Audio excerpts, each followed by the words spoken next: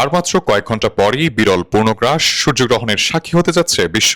2024 সালের এপ্রিলের পর এটি প্রথম পূর্ণগ্রাস সূর্যগ্রহণ।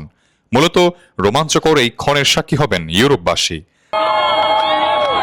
আড়াই দশকেরও বেশি সময় পর ইউরোপের মূল ভূখণ্ডে প্রথমবার দৃশ্যমান হবে মহাজাগতিক এই ঘটনাটি।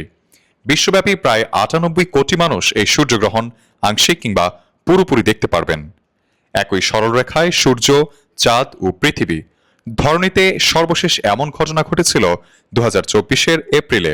2 বছর পর আবারও পূর্ণগ্রাস সূর্যগ্রহণের দৃশ্য হতে যাচ্ছে পৃথিবীবাসী। বিরল এই ঘটনার সাক্ষী হতে যাচ্ছে পৃথিবীর বিভিন্ন প্রান্তের মানুষ। তবে নির্দিষ্ট কিছু স্থানেই দিনেই নামবে অন্ধকার। মূলত ইউরোপের মূল ভূখণ্ডের মানুষেরা সূর্যগ্রহণটি ভালোভাবে দেখতে পারবেন। Going along with what you said, the eclipse to me is exciting. Spain, Iceland, Greenland, Russia, Portugal সহ উত্তর পশ্চিম আফ্রিকার কিছু অংশে দেখা যাবে দৃশ্যটি। 1999 সালের পর এই প্রথম ইউরোপের মূল ভূখণ্ড থেকে পূর্ণ সূর্যগ্রহণ দৃশ্যমান হবে। তবে শঙ্কা রয়েছে বৃষ্টির। এ নিয়ে চিন্তিত দূর দূরান্ত থেকে দেশগুলোতে আগত দর্শনার্থীরা। সূর্যগ্রহণ দেখতে অনেক দূর থেকে এসেছি, আশা করি আবহাওয়া ভালো থাকবে, একটু চিন্তা হচ্ছে।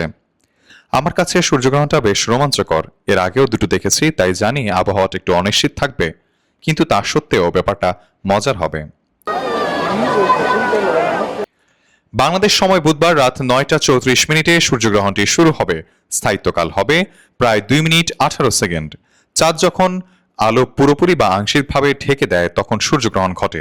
বিজ্ঞানীদের মতে পৃথিবী থেকে সূর্য ও চাঁদের আকার প্রায় সমান দেখানোর কারণেই পূর্ণগ্রাস গ্রহণ সম্ভব হয়।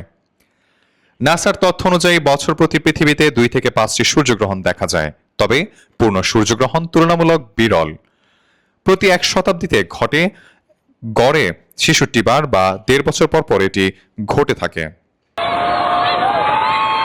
ডেস্ক রিপোর্ট, দেশ বুলেটিন।